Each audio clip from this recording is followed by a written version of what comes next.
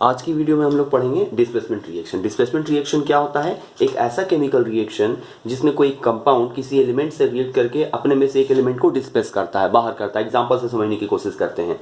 हमारे पास A B नाम का कोई एक कंपाउंड है, ये रिएक्ट करता है किसी सी नाम के एलिमेंट से और इसके रिएक्शन के बाद इसमें से एक एलिमेंट डिस्प्लेस हो जाता है। ओके, इसमें डिस्प्लेस होकर ए बाहर चला जाता है और बी एंड सी नाम का कंपाउंड बनता है और साथ में क्या होता है, यहाँ जो ए देख रहे थे वो बाहर आ जाता है। अब इसके लिए क्या शर्त है, इसे समझने की कोशिश करते हैं। यहाँ से ए ही निकलकर बाहर क्यों चला गया, बी क्यों नहीं गया? तो हमेशा हम लोग ये देखते हैं कि जो ज़्यादा रिएक्टिव एलिमेंट होता है अपने से कम रिएक्टिव एलिमेंट को डिस्प्लेस करता है। मीन्स इसमें जो सी देख रहे हैं ये डिस्प्लेस करवा रहा है किसको, ए को। इसका मतलब सी जो है वो ए से ज़्यादा रिएक्टिव होगा। ओके, इसे लिख देता हूँ मैं, C is a more reactive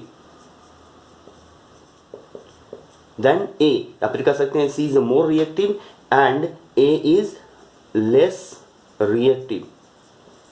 okay, इसे एग्जांपल देता हूं, डेली लाइफ के एग्जांपल से समझने की कोशिश करते हैं। ओके, मान लीजिए ये आपका क्लासरूम है, ठीक है। ये आपके क्लासरूम में आपका क्लास टीचर बैठा हुआ है, ठीक। आपके क्लासरूम में आपका क्लास टीचर बैठा हुआ है और सी जो है आपका प्रिंसिपल है। ए जो है आपका क्लास टीचर है और सी आपके प्रिंसिपल हैं। जैसे ही आपके क्लासरूम में आपके प्रिंसिपल आते हैं तो क्लास टीचर अपना कुर्सी को छोड़कर बाहर निकल जाते हैं, ठीक है। क्यों? क्योंकि दोनों में पावरफुल ज़्यादा कौन है, सी ज़्यादा है। तो जो ज़्यादा रिएक्टिव होता है अपने से कम रिएक्टिव एलिमेंट को हमेशा डिस्प्लेस करता है, उसके जगह से हटा देता है। अब इसे केमिकल एग्जाम्पल लेके बताते हैं, एक रिएक्शन का एग्जाम्पल लेके समझाने की कोशिश करते हैं। लेकिन उससे पहले हम लोग को रिएक्टिविटी सीरीज समझना पड़ेगा। ये रिएक्टिविटी सीरीज है। ओके, रिएक्टिविटी सीरीज क्या होता है, देखिए यहाँ डेफिनेशन ऊपर में लिखा हुआ है, लेकिन उससे पहले हम लोग इस फिगर को समझते हैं। रिएक्टिविटी सीरीज दिखाता है डिफरेंट एलिमेंट्स को उसके रिएक्टिविटी के डिक्रीजिंग ऑर्डर में अरेंज किया जाता है। ओके, देखिए इसमें सबसे ऊपर किसका नाम दिखाई दे रहा है, इसमें सबसे ऊपर आपको पोटासियम दिखाई दे रहा है। Means potassium highly reactive element होता है। इन सारे एलिमेंट्स में से पोटासियम सबसे ज्यादा रिएक्टिव है। फिर barium, calcium, sodium, magnesium, aluminium, zinc, iron, nickel, tin, lead, hydrogen. Hydrogen को मिड पॉइंट या न्यूट्रल माना जाता है, रेफरेंस पॉइंट है। इसके तुलना में कंपेयर करते हैं कौन ज्यादा रिएक्टिव है, कौन कम रिएक्टिव है। और कम रिएक्टिव में आपका नाम आता है कॉपर, मरकरी, सिल्वर, प्लेटिनम और गोल्ड। तो ध्यान दीजिए, इनमें से जो आपको ग्रे कलर दिखाई दे रहा है वो ज्यादा रिएक्टिव है और जो पिंक कलर दिखाई दे रहा है वो लेस रिएक्टिव है। कॉमनली जो बुक में देखिएगा उसमें सबसे ज्यादा रिएक्शन में यूज होगा आपका जिंक और आयरन। जिंक, आयरन को दिखाया जाएगा कॉपर के साथ। ओके, ये तीन एलिमेंट्स बहुत कॉमन है जो डिस्प्लेसमेंट रिएक्शन में यूज किया जाता है। चलिए इसे एग्जांपल के थ्रू देखते हैं। Example number 1। Okay, iron solid plus copper sulphate CuSO4, ये एक्वस है। एक्वस कहने का मतलब ये पानी में डिसॉल्व किया गया है। हम लोग जैसा कि जानते हैं आयरन ज्यादा रिएक्टिव एलिमेंट होता है। इसे मैं रेड से लिख दूं तो ज्यादा अच्छा है समझने में। जो ज्यादा रिएक्टिव एलिमेंट है मैं उसे रेड से लिख देता हूं, Fe।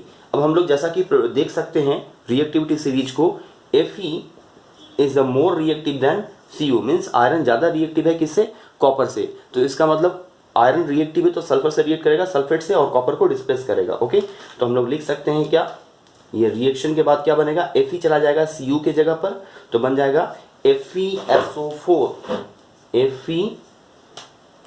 FeSO4। देखिए ये आयरन ज्यादा रिएक्टिव था, चला गया कंपाउंड के भीतर और कौन सा एलिमेंट बाहर निकल गया, कॉपर निकल गया बाहर, Cu।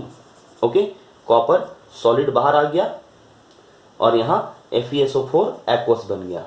ओके,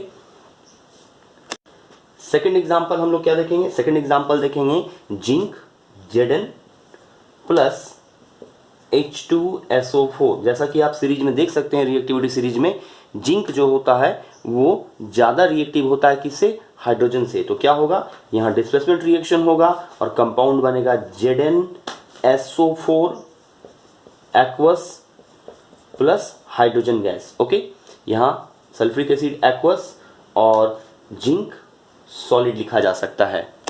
थर्ड एग्जांपल हम लोग लेंगे जिंक और कॉपर सल्फेट का। Okay, Zn zinc plus CuSO4 aqueous. Zinc sulphate, copper sulphate आपका एक्वस है और जिंक क्या है, जिंक सॉलिड है। तो रिएक्शन के बाद क्या बनेगा, जैसा कि हम लोग जानते हैं zinc is a more reactive than copper, zinc ज़्यादा रिएक्टिव होता है कॉपर से, तो डिस्प्लेसमेंट रिएक्शन होने के बाद क्या बनेगा, डिस्प्लेसमेंट रिएक्शन होने के बाद बनेगा ZnSO4 aqueous plus copper displace हो गया सॉलिड फॉर्म में। ओके, अब हम लोग फोर्थ एग्जांपल देखते हैं। फोर्थ एग्जांपल लेते हैं copper Cu solid plus silver nitrate AgNO3 aqueous. Okay, देखते हैं क्या केमिकल रिएक्शन होता है। हम लोग रिएक्टिविटी सीरीज देखकर कह सकते हैं कि copper is a more reactive then silver. इसका मतलब कॉपर डिस्प्लेस करेगा, कंपाउंड के अंदर जाएगा और सिल्वर कंपाउंड से बाहर आ जाएगा। ओके, तो कंपाउंड बनेगा मेरा CuNO3 whole 2 plus Ag solid, और ये होगा एक्वस। एग्जाम्पल नंबर हम लोग देखेंगे 5। एग्जाम्पल नंबर 5 में यूज करेंगे lead Pb solid plus CuCl2 copper chloride aqueous form में रहेगा।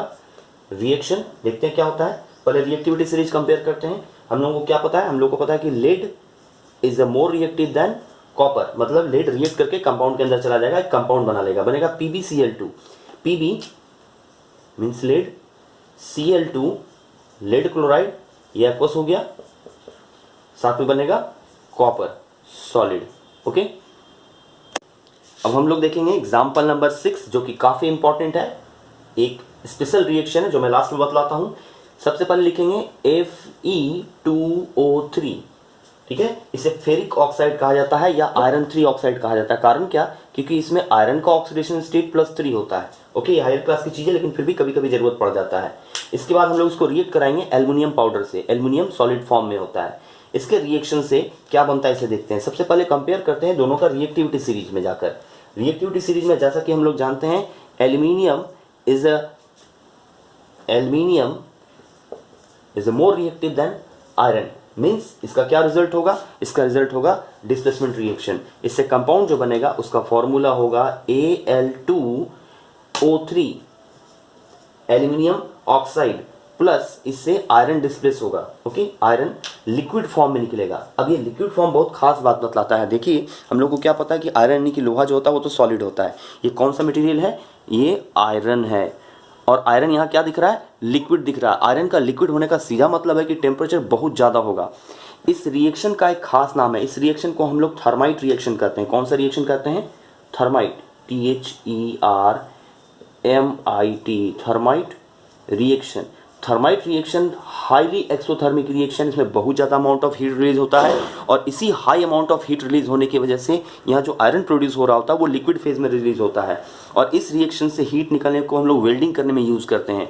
थर्माइट रिएक्शन का यूज़ आपसे पूछा जाएगा क्या होता है, तो इसका यूज़ होता है रेल का पटरी को वेल्डिंग करने में। ओके, थर्माइट रिएक्शन एकमात्र ऐसा रिएक्शन है जिसमें आयरन लिक्विड फॉर्म में बाहर निकलता है। ओके।